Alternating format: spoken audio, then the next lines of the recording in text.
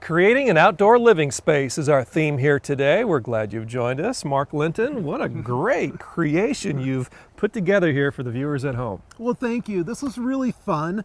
Actually, there was a lot of thought and planning that went into this project. I can see that. We actually started about 6 months ago. Wow. The nice thing is we actually had a clean slate here. The house was built approximately, somewhere between 8 and 10 years ago, but the homeowners never really had a deck or patio back here, and this was a dream of theirs. They wanted to do it right, and so we went through the design process and really fine-tuned everything until we got 2 thumbs up. You got the thumbs up here, I know that. Well, high style and high design is really what they wanted to focus on, correct? Most definitely, and of course that's where we come in. That's kind of my specialty. Yeah. Love doing that. This is not an ordinary deck and patio. This is an extraordinary deck and patio. Yes, it is. It and is. Craig, it's because of all of the extra, which makes it the extraordinary. And so they didn't want a square rectangular deck or patio here, so the homeowner is very much into design and that, and you see all the bright colors here, which I love with the patio furniture in that. And so we've got some very interesting angles here, and then we transition from the angles to the free-flowing look of the lower level patio, which I love, is a crushed stone patio and then has a brick soldier course bordering it. You know, the way you've angled the decking, Mark, and the way you've connected everything, it really does bring the back of the house together, doesn't it? It does. Yeah. And if you stand in the back of the yard and you look towards the house, it really finishes it off quite nicely. Yeah. Well, let's take a little journey down here and take a closer look at what you were talking about. You do have a surface here on the patio area that's unique, isn't it? It is, and I love the color. The homeowners are very much into color, and we've coordinated this crushed stone along with the brick edging that you see here, as well as the fire pit.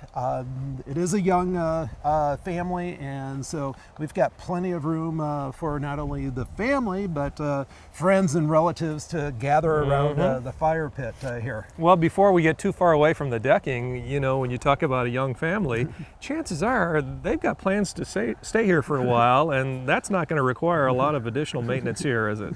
Absolutely not. What we have used here is pressure-treated womanized lumber, and really should expect to get a good 25-30 years worth of use out of this. Now, we recommend that you don't actually stain it or paint it. It's not necessary. That just simply creates more work and maintenance in the future. We don't want that, do we? Absolutely not.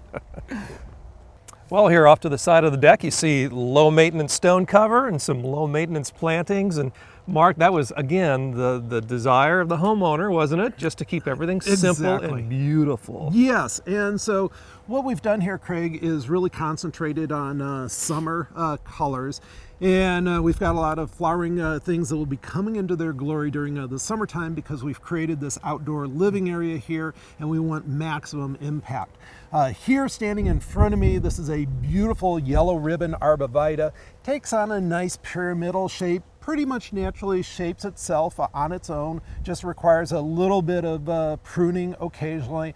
I love kind of the two-tone colors that you see. The interior growth is more that chartreuse green, and then these golden colored tips. Now we're going to want this to reach up to about the eaves or the overhang of the house. So I'm going to start pruning it to maintain about 9 feet in height. Now, you really had an advantage here with this homeowner because they wanted everything done at one time, and I bet you don't always get that, do you? When you put a deck in, sometimes there's already landscaping that exists. Exactly.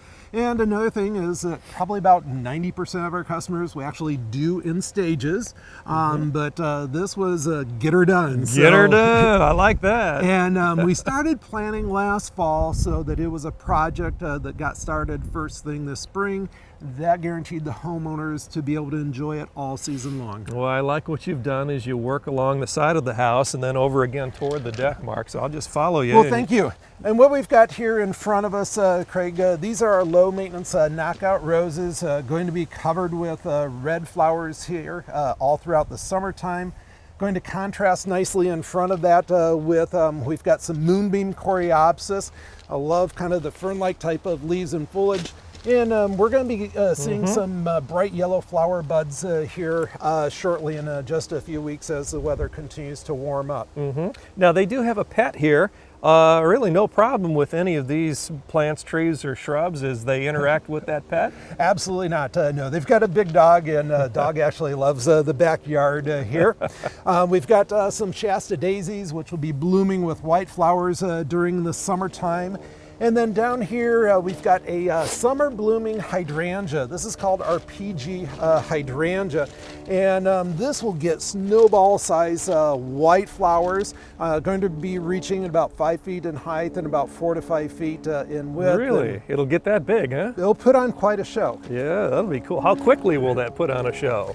Actually, it will be blooming yet this season. Is so that right? they will be able to enjoy the color immediately. You know, that is one concern, isn't it? When you're doing a job like this, you want to look toward the future, but you want to enjoy it right now. And you've got a way in your design plan to make that happen for everybody, don't you? We do. Thanks for noticing. Yeah, yeah. And then down here, this is a precious little tree. This is called a patio peach tree, and puts on an amazing show of color in the springtime before it leaves out, and just completely covered with beautiful pink flowers. And then after it's done blooming, these burgundy colored leaves emerge. This is such a dwarf tree. It's not going to get much taller than about 5 feet in height and about 5 feet in width. And what I like is how it goes along with these golden colored junipers, which are called Saybrook gold junipers. And you really wouldn't want it to get up way past the deck anyway, would you? We've got young kids here in the family, and so we want mom and dad to be able to be on the deck and kind of monitoring what's going on in the backyard. Excellent. Well, let's take a little walk around the side here. What do you say? Okay. Let's do it.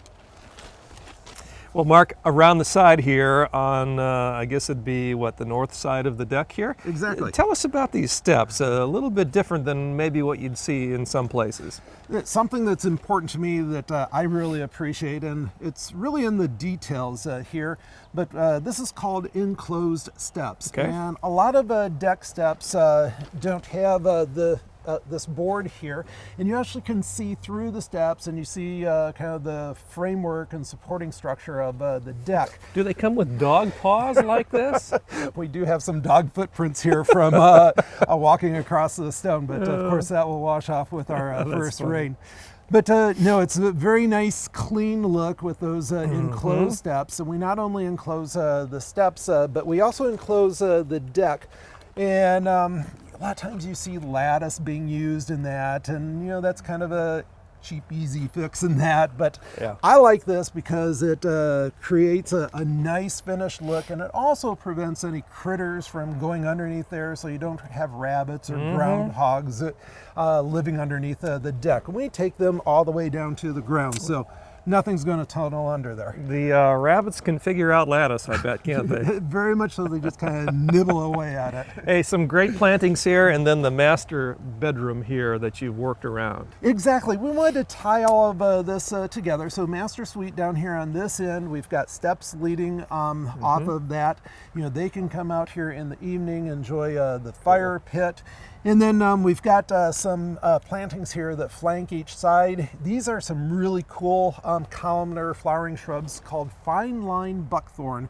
They only get to be about 2 feet in width, and they're going to reach to be about 5-6 feet in height. Bloom with little pink bell-shaped flowers in the springtime. You have done an incredible job, and I think that someone at home right now is looking at this saying, you know what, we should give Mark a call.